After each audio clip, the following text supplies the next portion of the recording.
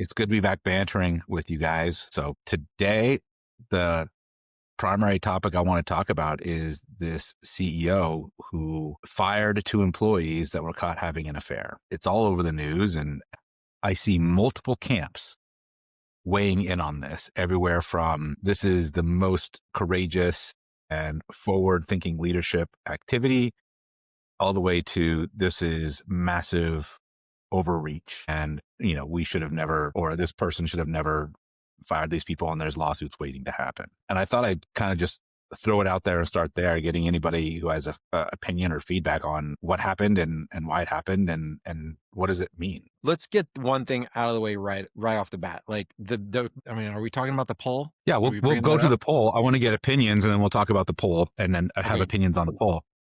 So, all right. Well, I mean, at will employment, I assume, if there were contracts or whatever, that's one thing.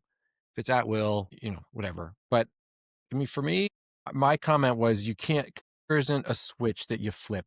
You can't be like, I walk in my door at home, boom, turn on the trustworthy the switch. Like now I'm good. Now I tell the truth. Now I'm humble and respectful. But when I go to work, click it off. Now I just grind and I try to win at all costs, and I undercut everyone so that I can be successful. And therefore you can somehow have some imbalance that character. You put on one character costume at work and one character costume at home. I don't think that that's possible. Yeah, I agree with Dave's kind of thought there. This is I'm a little conflicted on this particular story, right? I fully agree that how you do anything is how you do everything. And if you demonstrate poor character in one area of your life, it would lead me to believe that you may also likely demonstrate poor character in other areas of your. So, there's a part of me that's very in alignment with what the CEO did.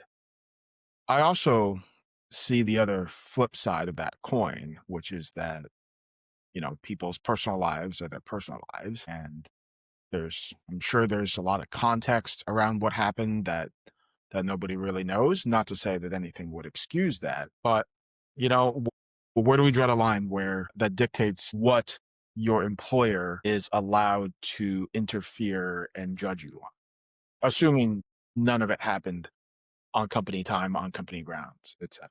So I'm torn. I agree. I'm with you. I'm on the one hand fully supportive of a private company owner doing what they want with their company that they built or they run or they own, and imposing whatever values or edicts they want on the company, so long as they don't run afoul of laws, protected classes, that sort of thing. On the other hand, I'm with you. I'm very much torn on this. So I agree with you completely, Nana. So I want to peel apart just for conversation's sake, I want to peel apart the two elements. One is like the legal, ethical, or moral action of the firing. Like that can be debated. I think there's gray areas and conversation on both sides that warrants debate. And I assume this happens regularly. This is not something that's just happened this one time. I think the thing that's made it newsworthy is that this CEO has publicly stated that this is what she did and that she fired them. And it's for one reason: trust. So if we can take the action and put it over here, but really focus on this angle, which is if you have to trust the people you work with, and there's a person that you worked with that has proven to be trustworthy at work, but definitely not trustworthy at home or, with their relationships. Are you able to peel those apart? It's a risk for me. It's a risk analysis. And as you were talking about that, I was just thinking, and I thought of a person that I know who's good at their job, who has made some very poor life decisions, very poor, kind of destructive to the family, laws involved, but does a really good job at work. On its face, you'd be like, well, they've proven at work that they can get the job done. They're reliable. It's good. At home, they're a disaster.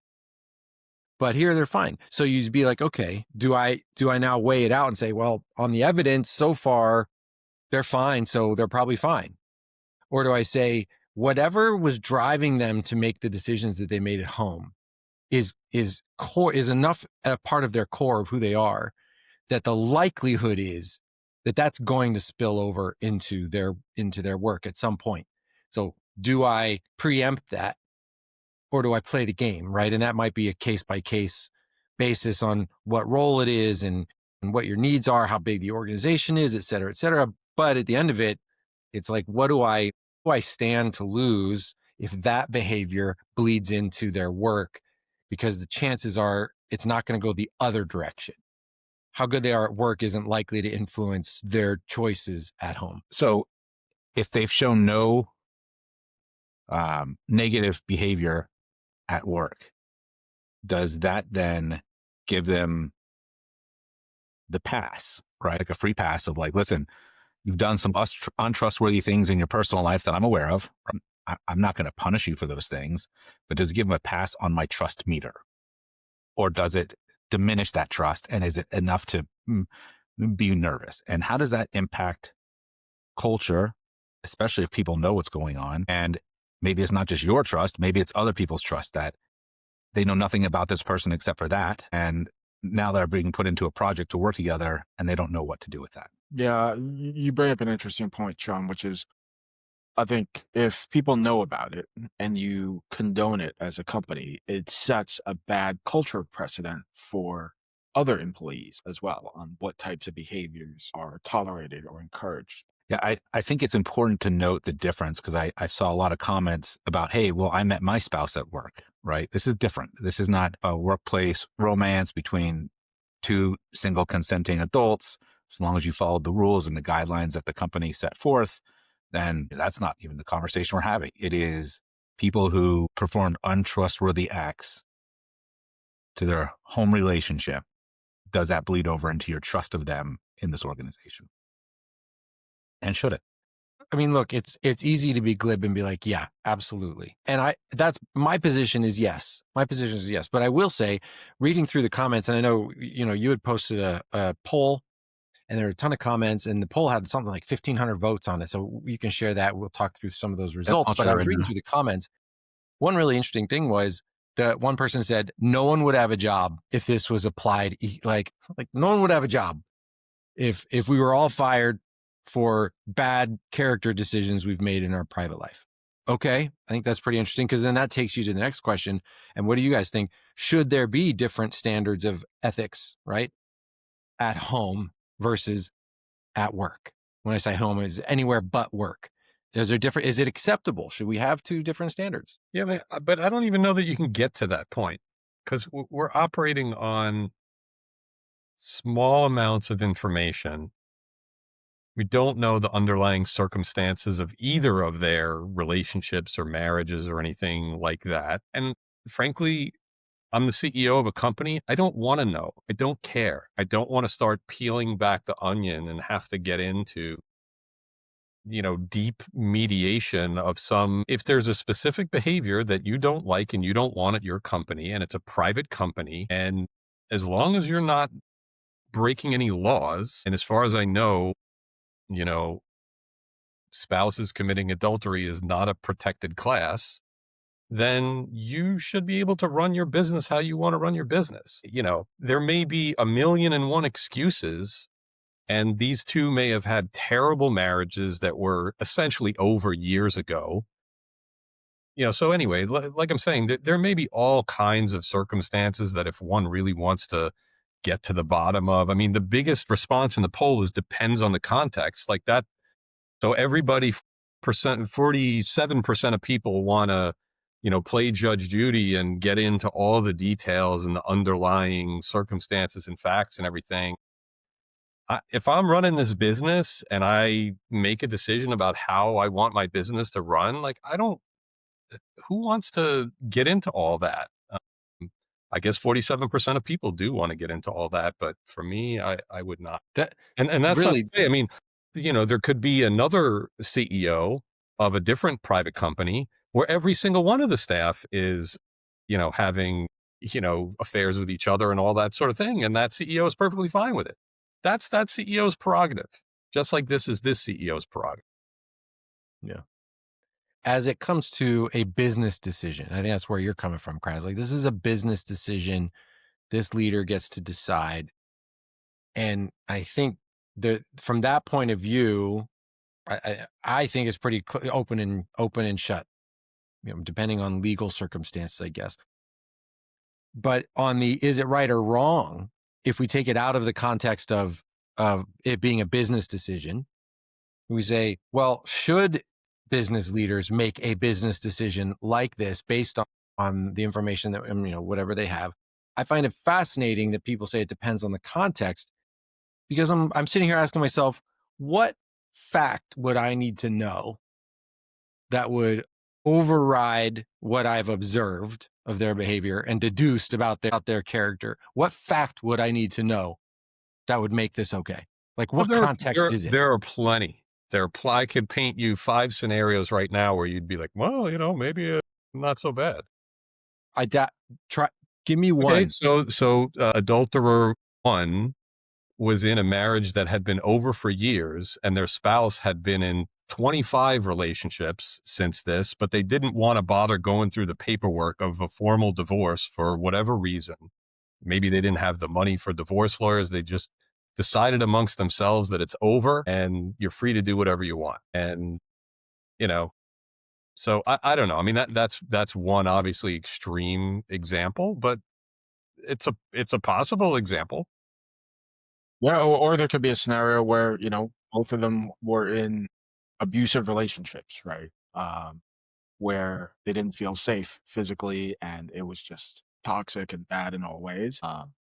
Again, not to say that completely excuses their behavior, but I do think the context, if you are to judge people, right? Which I think, going back to Kraz's point, I think as a CEO, I think your primary job is to lead and safeguard the business, right? And not necessarily to be the moral police of all the employees. But if you are to judge your employees, then I do think that the context matters. And for this particular example, what would have gotten the CEO much higher visionary leadership ranking in this poll would be if this was an explicit policy of the company that was stated in advance, and the people who ran afoul of that edict or rule had fair warning and knew so. Then it's a whole different thing.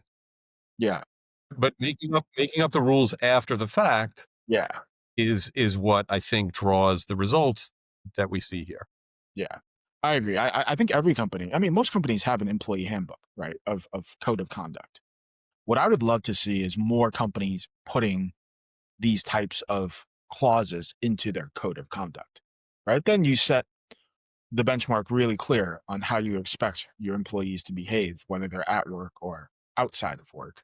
And then you don't get this scenario where you're retroactively applying a judgment on people who presumably didn't know that, not that was wrong, but that it wasn't going to lead to their termination.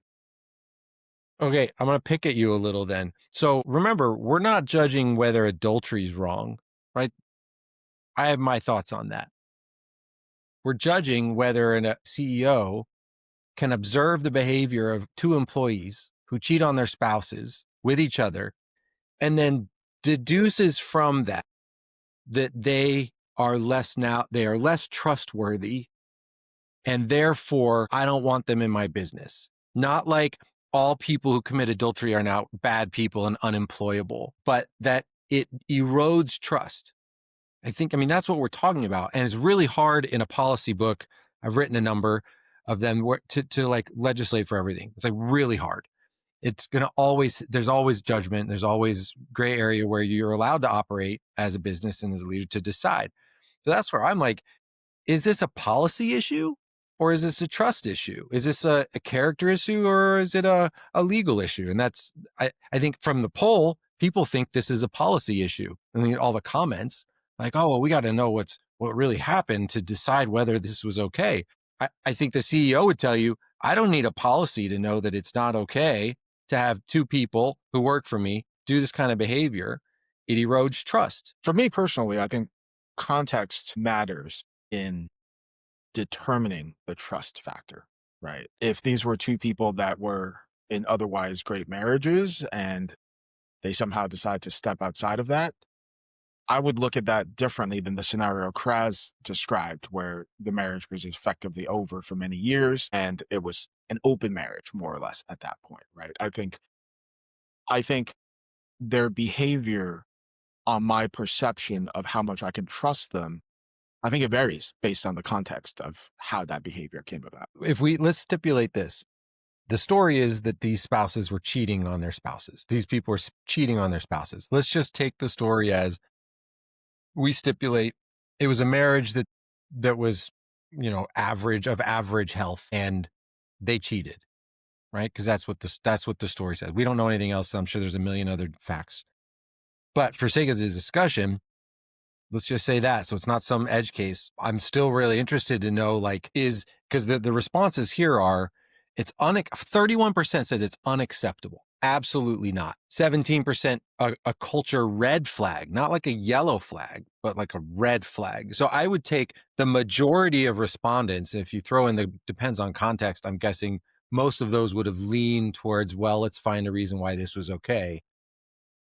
The vast majority of respondents are saying, for one reason or another, she shouldn't have done this.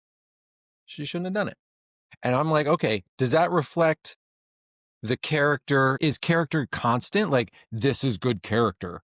Or is character a thing that is a reflection of where we are as a society? And then we base off of that. So based on this, it says, well, this is not behavior that should have been punished in this way. Therefore, probably we look at this as pretty acceptable in culture. So therefore, we rate character as, yeah, they could have great character and still be cheating on their spouses. You see what I'm saying? I don't know that I see it that way. The poll results are saying, 48% of the people find it either unacceptable or they see it as a culture red flag. I interpret that as people's desire to maintain the separation of church and state, right, between personal life and professional life. That's how I kind of interpret that data, is that people, they're not condoning the behavior one way or the other, but they're saying that, that they are two separate circles on a Venn diagram and that one should not impact. I think it's even simpler than that. You're not the moral police, and none of us is in a position to judge any of the rest of us. We're all flawed. We're all, challenged beings. And so I think what these results are saying, I mean, because, let's bring it to someplace else. Let's say after work, I enjoy going going to the shooting range, and I've got, lots of guns at home, and, that's my hobby. That's what I love. I love hunting and whatever. There could be people who judge that and say, that's wrong. You should never have, kill anything or, have, weapons like this. I mean, that's a moral failing on your part.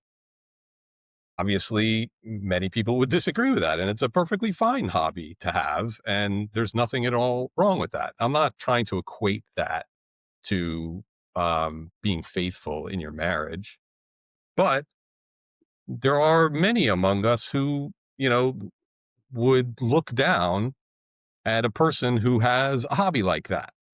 And so, should that enter the decision making about how, their performance or employability is to be judged? I realize when you're making a hiring decision, you are making a judgment.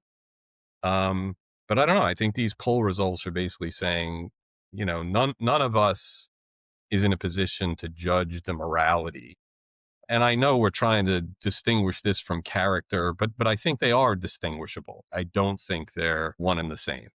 So I know that's very gray, but Yeah, I agree. I think, once you start going down the path of judging uh, someone's character from an employer perspective, it's a slippery slope, right? How do we determine what is severe enough to warrant being fired, right? Like, what if someone jumps a subway toll, right? And is that enough of a moral failing for them to get fired? I just think it's a very slippery slope and it's very personal. So, yeah, But go ahead, wait, Sean. we're talking about two different things here, though, right? One is what's a fireable offense, and the other is do I trust someone? That's it, right? If there's someone that I know at my office who I know is a liar, doesn't matter what they lie about. Like they lie because it's either easy or to get gain or because they don't have courage. If I know they're a liar, I don't trust them. Ergo, they're on their way out, or I just put them in a corner if there's no way to get them out. Okay. If there's a liar in your organization, do you trust them? Yes or no? Answer. Anybody? No, absolutely. Not only do I not trust them, but I now mark them as a person that, like you said, we have to protect the organization from. I'm sorry. Like, and lying is one of the worst, in my opinion, lying is one of the absolute worst things in a professional setting or any setting, but a professional setting. As soon as someone doesn't know if you're telling the truth or that you are actively concealing the truth, that's it. Like that ends teams, that breaks up client relationships, that is so destructive. But someone could say, well, but he works really hard, or, he gets out there, he gets great results. I'm sorry. Like, no. Do we feel, yeah, and this is, I think, kind of an interesting thing to ponder is, do we feel like workplace character, right, which I think we're all very well aligned on the significance of, is identical to outside of work character, right? There's a reason that when we collect our data, we keep it to workplace data. We survey their colleagues. We don't survey their family. We don't survey their exes, right? We don't survey people from personal walks of life. So aren't we inherently making the decision that workplace character is the only thing that should impact workplace decisions? I don't think we're inferring it's the only thing. I think we're inferring that that's where we feel comfortable starting and collecting, right? I think that if we felt comfortable or there was a mechanism to start or collect other kinds of data, we would be open to it. But our job is to give signals and indicators, right? I think if you look at our 6 traits, right, it's integrity, accountability, confidence, grit, and Respect. what am I missing? Humility. Respect and humility, right? Yeah. I'm going to say that one more time for posterity: integrity, accountability, respect, humility, confidence, and grit. Out of those 6, and I've had this conversation with lots of customers, it is, look, integrity seems to be the one non-negotiable, right? If you get a report back and someone has low integrity, what are you going to do with that person? As observed by their peers, they're rated low on integrity. I think that grounds for making a decision that that's not the person I want in my organization. If they're low on grit or humility or confidence, I feel like those are things that I could train and work with. And if and maybe we can, hire their strengths and around their strengths and weaknesses, like that's totally possible. But if it's low on integrity, that person's just not going to be considered for my organization. Why would, if we found out that someone was low on integrity that we didn't know, why would that change my mentality that I don't want that person in my organization? No matter how I found out or no matter what it meant that they were low on integrity, if it was verifiable. Well, I'll throw you a curveball, Sean. What Bring if it. what if all of their colleagues uh, rate their integrity extremely high, but people in their personal lives rate their integrity? Yeah. What do you do with that? Well, in fact, let me comment on that, because you asked the question before, Nanim, about the difference between work character and character in general. And I view it like work character is a subset of our character. It is. We don't look at everything. And if you go out and look at some of the big, the academics who are looking at and studying character, they're like, there's some 49 character traits that they've identified. It's great. We talk about 6 because these are the most relevant to our work. So that in and of itself is kind of a tacit admission that there is a difference between work character and home character. However, the things that we've chosen, I think it's not an exclusive group. Like, all right, I have this 6 that matters at work and this 6 and this 25 that matters at home, and they're mutually exclusive. Like, integrity is a home thing and a work thing. It just is. Humility is a home thing and it's a work thing. It just is. So for me, it's like, okay, if I'm looking at, well, actually, I don't remember where I was going with that. That'll be my point, that it's a subset and that they carry over. Like the Venn diagram is here and it has a little bit of overage, but the ones that are overlapping are at least a number of the 6 that we measure. I'm not sure I agree with that. Again, to take an extreme example, there are probably actors. I mean, to get up on a stage or on a screen or whatever, you have to, push to the side humility, shyness, traits like that. But you can, because you're acting, you're playing a role. You're not putting yourself on the stage. And I'm sure there are people who, when they go to work every day, they don't share every part of themselves, and they don't need to. And so, I think some of the most devious sociopaths ever to have walked the earth, probably were like model employees at some of their jobs, because they were, very good actors and showing some facade that wasn't true. So I don't know. I'm very uncomfortable but I can't see this as very, black and white. I can't get overly, righteous about making a determination or a judgment like this. That said, again, I'm 100% supportive of this person who has a private company to make decisions about who they want on their team at that private company. I'm less comfortable, making judgments about the thing that this CEO saw as very black and white. All right, so let's change it a little bit. You're these people's coworker. So it's not now the question of, is the action correct? It's, what do you do? These are your coworkers. Maybe you report to them. Maybe they report to you. Maybe your peers, and they're caught cheating on their spouses with each other. Everybody knows it. Does that affect your level of trust, or does that affect your view of them at all as a fellow employee? It certainly affects my view of them personally, right?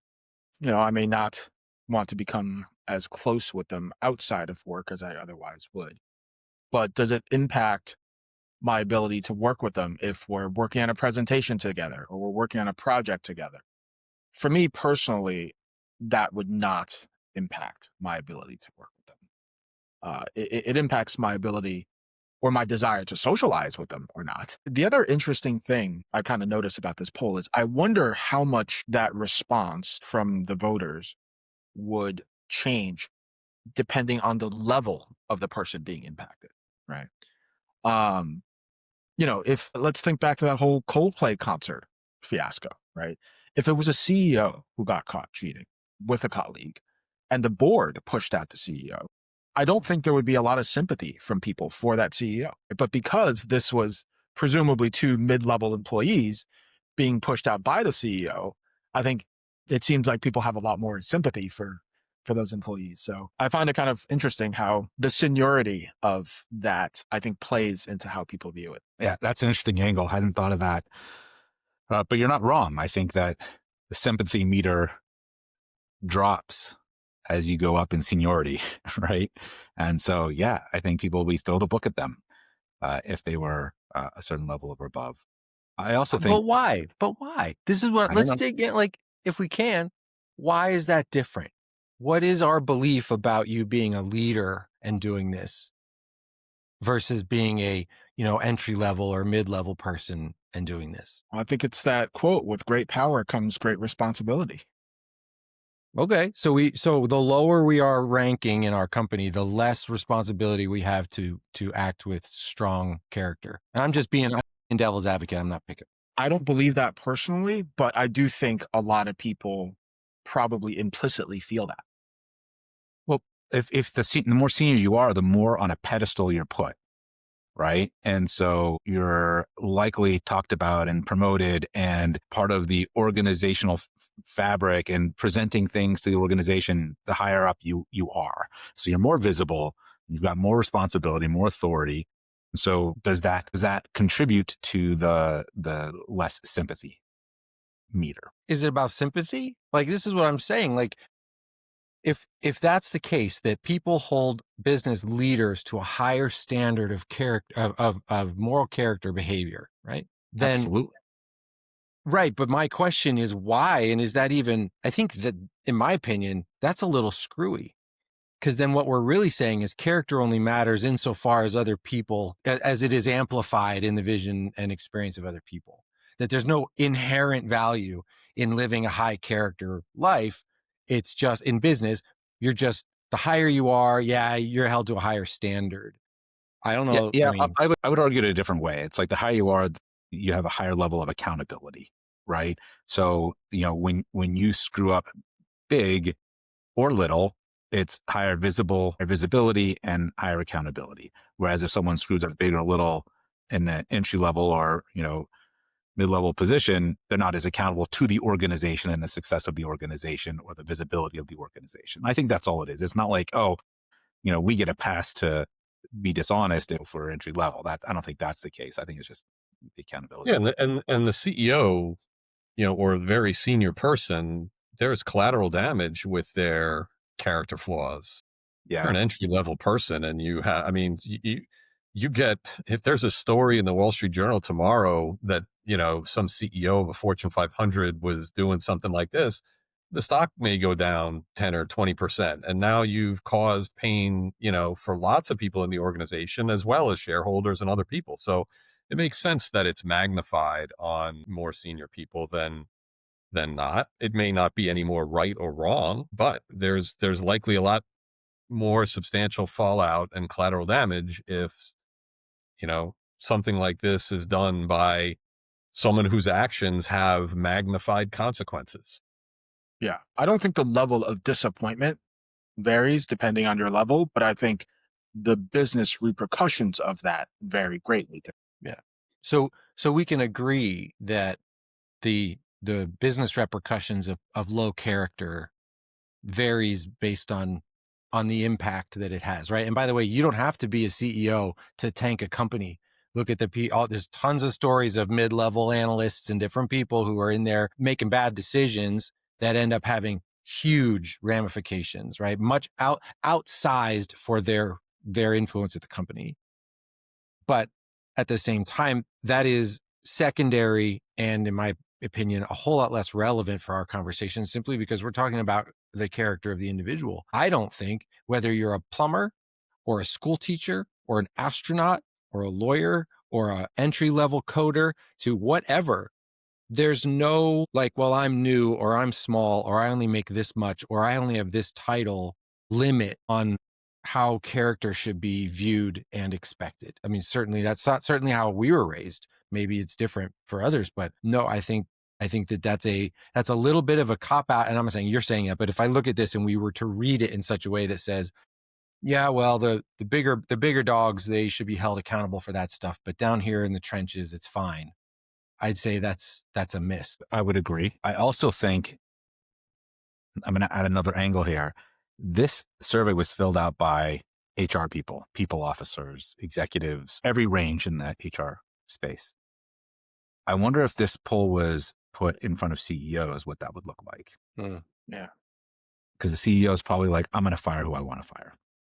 There'd be 0% unacceptable overreach. Might be. Yeah. Be. No, I think. What do you think? I think that matters. I think that matters, certainly, who you ask. Yeah, I mean, maybe. I don't know. I come back to, and I don't think we can use this blanket term character. All of us have different grades or gradations of what is somebody of good character or not. I don't think it's as absolute as the way we're talking about here, because again, I think it's a slippery slope. What may be perfectly fine to you and indicative of good character to you may be a total moral failing to somebody else. And so I don't know. That's why I think the results are what the results are. It's obvious that adultery is very, very high on some people's list of, a non-redeemable mistake. This is not something that anyone can come back from or prove that if you've done this, you've ruined yourself. You can no longer claim that you're a good person. And I don't know that that's true. I agree. I do think character is it's more fluid than I'd like to think it is, and it oftentimes is situational, right? I mean, Simon Sinek very famously kind of, took the stance that if you put high character people in low character situations, they're going to behave in a low character way and vice versa. Which is why having a high character culture is important for companies, right? To encourage people to behave in a high character way. I also think character and ethics are situational in the sense that they're reflective of the times that we're in, right? 200 years ago, slavery was completely considered ethical in America, at least, right? And today we view that very differently. I do worry about the degradation of the moral fabric of our society. It saddens me to say that I would not be surprised if in 100 years, this article, like people wouldn't bat an eye if people just committed adultery left and right, because I do feel like those traditional kind of values are being degraded. So yeah, so I agree with Kraz. I think it's really hard to pin character down as something that is concrete and kind of consistent throughout every single aspect of our life. I And find this to be one of the reasons why, we're looking for data. It's why we want not just your judgment or my judgment, but as many people's observational judgments as possible. Because, that is what, to me, is indicative of what's reasonable and acceptable in the society, in the workplace, et cetera. If you've got, 100 people who say really great things and, 5 or 10 people who say not so great things, I think it matters. May there have been some slippage in a couple of instances. May there be, noise in some of the data where somebody just didn't like somebody and so they rated them a certain way. or Kraz, maybe that was a low point, right? And there's been growth and change and development, because that's pretty normal too. Yeah. Or there hasn't really been any. Like the person has been the person the whole time, but the observers observing that person, they all have their own, like, again, we all have our own compasses through which we're making judgments about the individual. And so I think having that breadth and having multiple data points is important. Yeah, that's a great point, Kraz. Volume matters, if someone has one ethical failing, but the other 99.9% of the time, they abide by their constitution, then that's very different than someone who is the other way around. Well, Nan, I'd say that you just described like most of us. Yeah. Most I mean, of there's us plenty of have times when I've acted not in accordance with what I'd like my character to totally. be. Right. Exactly. So I think, and so if we've talked about the volume of data, but I also think that the time element is important. While we were visiting down at the BYU Marriott School of Business last week, one of the staffers there asked the question, like, how can we really rate someone's character in a fairly short survey instrument? And the answer was, yes, the survey is short because it's just a report of things you've observed over time. So I would hope, and I've known you now long enough to know that you have the moments where you have maybe a failing are moments, not, features. Trend. Yeah, trend. So to have time where I observe you, and that's one of the reasons we weight differently the amount of time that people have worked together, because that one thing is so important. If I've worked with you for less than a year, yeah, you've had observations, but you haven't proven those out over time to be able to be like, oh, you know what? Yeah, Nanan blew it here, or Dave really screwed that up there.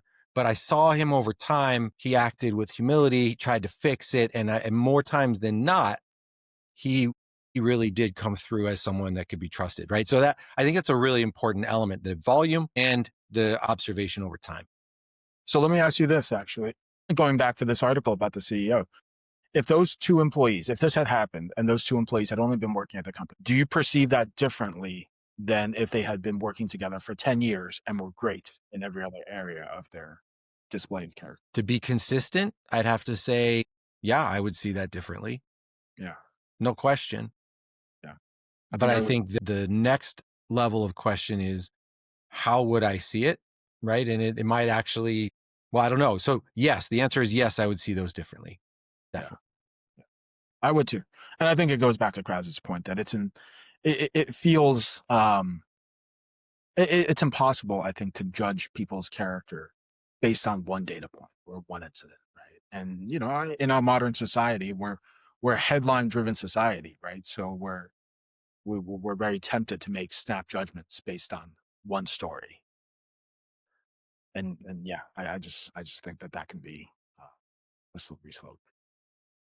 And just to cap that off, that is, I would say, a tenet of KANNY's whole belief system is that we wouldn't want to judge based on one data point, not just the number of people reviewing you, but over time. That's character isn't revealed from one thing. It just isn't. It can reveal things about your character, but I don't think you can have a final kind of assessment of someone's character based on one interaction. How did they react? How did they respond? Right. And I know we're going back to this survey or to the, and to the thing. CEO, you have to assume, observe these people over time, right? They makes their own judgment. But I certainly, at the day of judgment, I sure hope I'm not judged by my worst moment without taking in, the bigger picture and all of my efforts and the growth and all of that stuff into account. Yeah, I don't I've think we always would. said that we should never be judged based on our worst moments nor our best moments. Right? We should be judged on how we show up 90% of the time. Right? That's our true self. And just another thought, we should not put this in a clip, obviously, but I was just thinking in this story is the fact that this story went so public. If we're talking about the validity of KANNY data, if the CEO did nothing or talked to them privately and said, hey, don't do this anymore, their colleagues would never know. And their KANNY report would be pretty good. But now, because it's gone so public, if you were to get a KANNY report on this, dozens of their employees and colleagues now know about this story and are going to judge them for it. So the variability in these two very different KANNY reports is not that their character was different. It was the product of the publicity that it generated, right? Well, we talk about the concept of shining a light, right? Yeah. I would say that a lot of their coworkers and colleagues already knew, just wasn't talked about, and just no one asked them about it. But if that colleague had gone to another company and maybe that company was hiring a position, would they invite that person over and refer them into their new company? I don't know, right? I would absolutely be thinking twice about that. I think it just depends on everyone's personal compass of how much of that, again, that separation of church and state, right? How much is someone's home self? How much does that impact their work self? I don't think trust is church or state. I think trust it just spans both. So if you screw up at home, likely we'll never find out about it. But if we do, right, I can't ignore it. I can't imagine that it didn't happen. I'm only human. I have to use it as part of my decision-making toolbox. And so, but I think where everyone draws that boundary of what types of action constitute an erosion of trust is very personal. Maybe. I bet we could go through a list of things and we'd align on most of them, right? There are some that will be on the fringes of either side. If I run bridge tolls, right? Yeah, right. Does that make you trust me less to handle sensitive company documents? I think so. Yeah, absolutely. I Yeah, mean, and we can go through a million of those, but if you're cheating I on like a little the idea. minimal. Sorry. Sorry. No, that's okay. I've got that philosophy of like, if you're cheating on like the very little things of inconsequential value, right? Why would you even do that? Why would you save 30 cents? and what is your integrity worth, right? And so I don't know, like for me, it's just a bad judgment or someone living on the edge and being risky. Yeah. I don't, if that's the No. position that I'm hiring for, then maybe. Yeah. Two comments on that. One, everyone's done something like that once. If it's a pattern, if this is like, I do this and whatever, that's a totally different thing. Secondly, for you East Coasters who've driven on toll roads, way back before there was Fast Pass, you had to have correct change. Do you remember this? Do you Yeah. and there were many Throw it times in a where basket. I had like just short of a panic attack because I didn't have either enough or I didn't have the right change, and the line's getting closer, and I'm looking in all of my seat cushions, I'm looking under everything in the little coin thing, trying to find the exact right number. So I feel that, and I was like a keep the rule guy. So I'm like, oh my gosh, they are literally going to send me to jail if I only have 30 out of these 35 cents. And it was pretty stressful. I don't know, maybe that was just me. Yeah. Yeah. Kraz living in Jersey is well attuned with the half dozen 80-cent tolls that you got to throw coins in a basket for just to go 20 miles in Jersey. Yeah, good old Garden State Parkway. Garden State Parkway.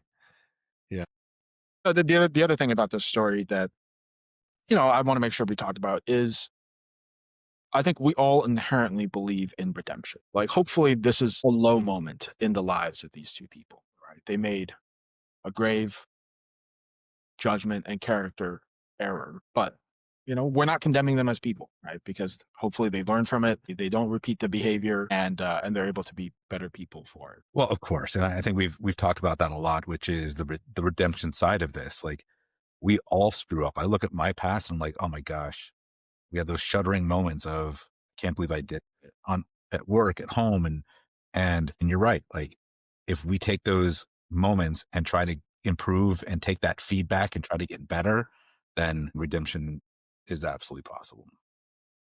Interesting. All right. I think we've beaten this poll up to a pulp. Yeah, we have. Thank you guys.